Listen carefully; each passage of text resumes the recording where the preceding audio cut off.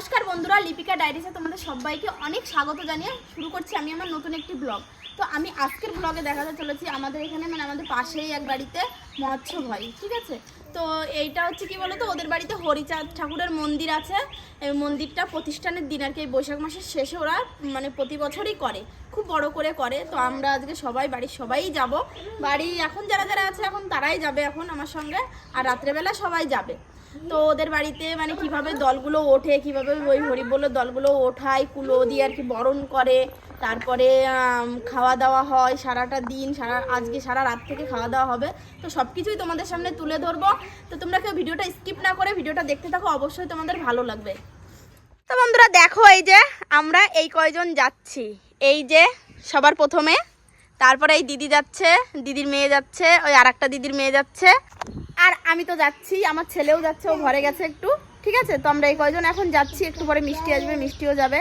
তো চলো আজকে সন্ধ্যাবেলাটা আমরা অনেক রাত পর্যন্ত ওখানে থাকবো, ওখানে খাওয়া দাওয়া করবো, সব কিছুই ভিডিওর মধ্যে তুলে ধরবো, তোমরা ভিডিওটা দেখতে থাকো।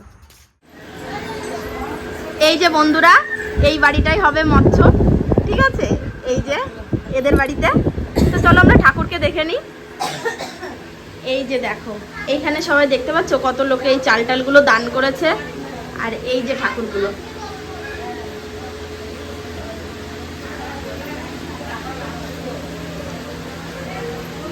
মন্দিরটা কিন্তু খুব সুন্দর করে সাজিয়েছে।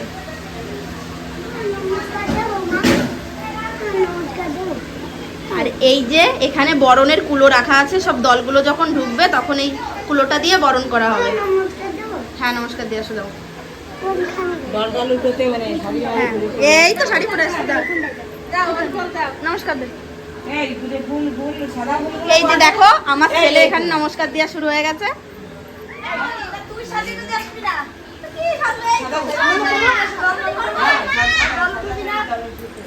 নমস্কার কর, নমস্কার করো।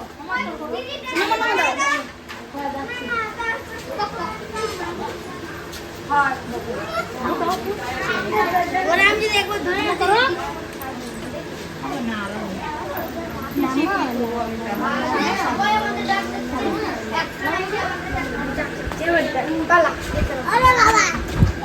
এবার দেখবো আমি কেরকম।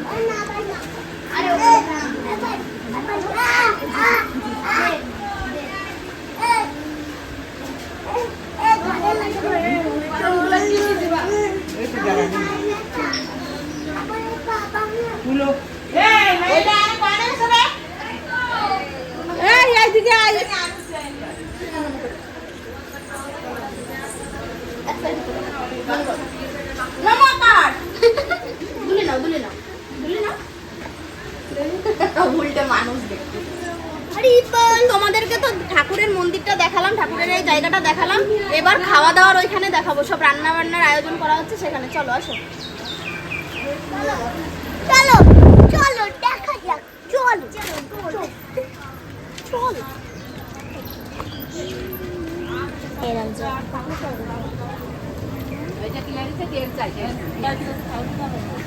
এই যে এইখানে সব রান্না বান্না হচ্ছে, এই যে এই বাড়ির এই মেশোই রান্না করে, ঠিক আছে, প্রতি বছর।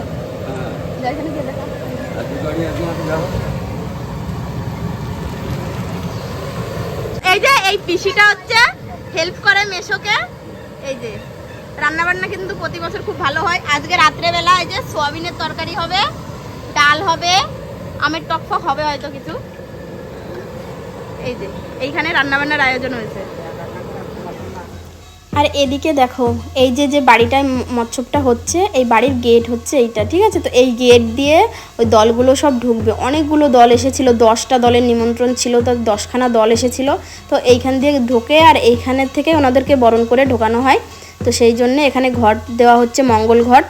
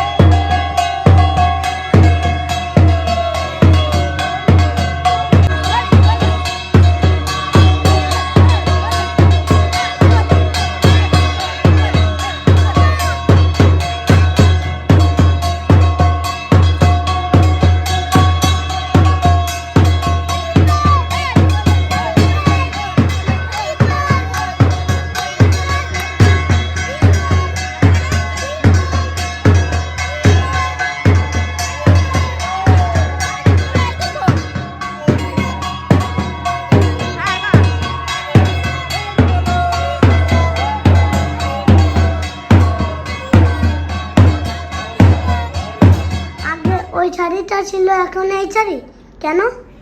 আমাকে বললো সাদা শাড়ি পরে যেতে, তাই সাদা শাড়ি পরেছি। ও সাদা শাড়ি পরলো কেন বলবো আমি? দল উঠবে তাই তো মা? না, আমরা দল উঠাতে পারবো না, আমাদের আতুর পড়েছে, আমার একটা দেওরের মেয়ে হয়েছে, তো সেই জন্য আমরা দল উঠাতে পারবো না, তবে ওইখানে থাকবো। তারপরে এই যে ওদের বাড়িতে আবার চলে আসলাম সাদা শাড়িটা পরে। আর এখানে হচ্ছে বন্দনা হচ্ছে, ওই হরি ঠাকুরের যে বন্দনাটা, তো এই দলের লোকগুলো আগে বন্দনাটা করে নেবে, তারপরে সব একে একে দলগুলো ঢুকবে। তো এই যে দেখো এনাদের গান গান গেয়ে গেয়ে বন্দনাটা করবে।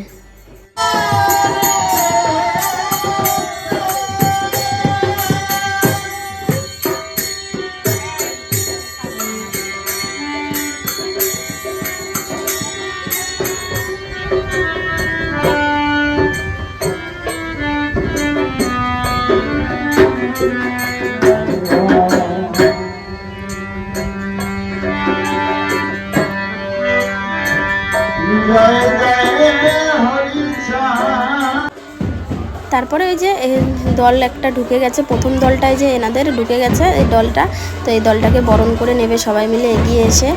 আর ওই বাড়ির সব মেয়েগুলো এই যে গেছিলো বরণ মানে দলগুলোর সঙ্গে নেচে নেচে দলগুলোকে নিয়ে আসতে।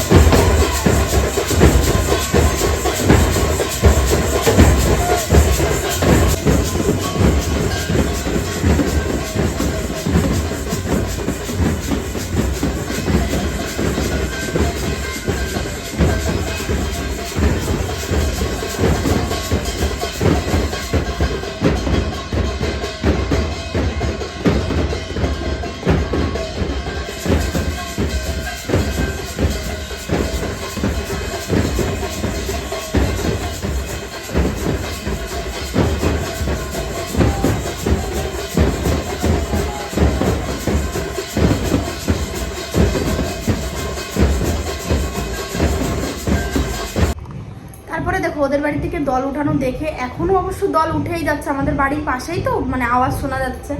তো মানে আমি ওই সাদা শাড়িটা পরেছিলাম, প্রচণ্ড গরম লাগছে আমার, তো আমি বাড়িতে এসে আবার এই হলুদ শাড়িটা পরেছি। হলুদ শাড়িটা পরার আগে অবশ্য সাদা শাড়িটা খুলে আমি নাইটি পরে রান্না করেছি, যেহেতু আমার বর তো যায় না, আমরা ওখানে গিয়েই খাবো, কিন্তু বর তো খাবে না, ওর জন্য এখন মাছের ঝোল তারপরে পটল ভাজা ভাত এগুলো করে রেখে এখন আবার যাবো। তো এখন এই সুতির এই হলুদ শাড়িটাই পরে নিলাম, সাদা শাড়িটা এখন আর পরলাম না, কারণ কি ওটা প্রচণ্ড মানে গায়ে ফুটছে, ভীষণ গরম লাগছে, ওইখানে প্রচণ্ড ভিড় তো ওই জন্যে।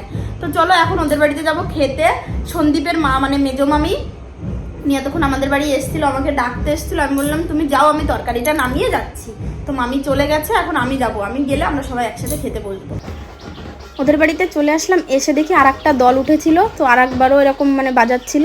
তো আমি এসে তো দেখে অবাক, আমার ছেলে কার একটা ডাঙ্কা নিয়ে এরকম বাজানো শুরু করেছে, ও কিন্তু ভালোই বাজাচ্ছে, আগে কোনো দিনও বাজায়নি। তো দেখো সবাইকে দেখে দেখে বাজানোর চেষ্টা করছে, আমি তো ভাবতেই পারিনি যে ও এরকম বাজাবে। তো আমিও সেই জন্য একটু ক্যামেরা করে নিলাম, যে আমি বলছি যে বাজা, ঠিক আছে আমি একটু ভিডিও করি। তো এই প্রথমও এরকমভাবে বাজালো, আর বাজানোর স্টাইলটা দেখো বাবা, ঠোঁট কামড়ে ধরে বাজাচ্ছে মানে গায়ের জোরে।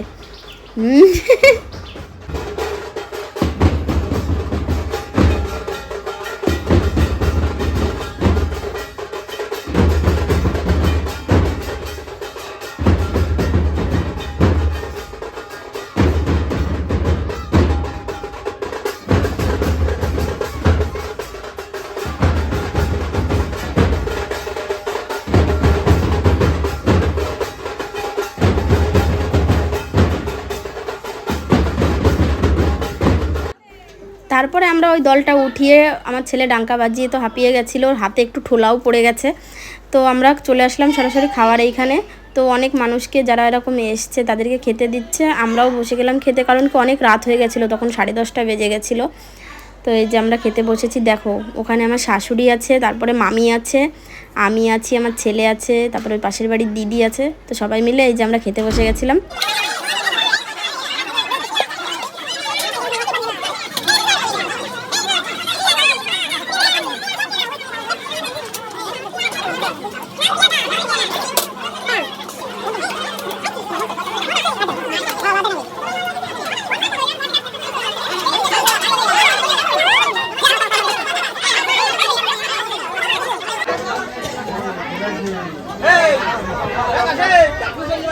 তো বন্ধুরা দেখো, তারপরে এই যে খেতে বসে গেছি।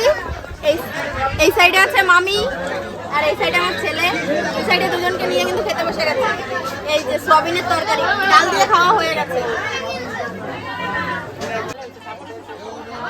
হ্যাঁ, ঠাকুরের প্রসাদ খারাপ হয় না সত্যি। আর এইভাবে বসে খাওয়াটা হচ্ছে ভীষণ একটা মানে আনন্দ, ভীষণ মনে ভালো লাগে। ঠিক আছে, তো আজকের এই ভিডিওটা এখানেই শেষ করছি। ভিডিওটা ভালো লাগলে অবশ্যই একটা লাইক করো, কমেন্ট করে জানিও আমাদের এই ঠাকুর দেবতার এইসব ভিডিওগুলো তোমাদের সামনে তুলে ধরি, তোমাদের কেমন লাগে কমেন্ট করে জানিও। সাবস্ক্রাইব করতে ভুলো না। দেখা হবে নেক্সট ভিডিও, ততক্ষণের জন্য ভালো থেকো, সুস্থ থেকো, টাটা।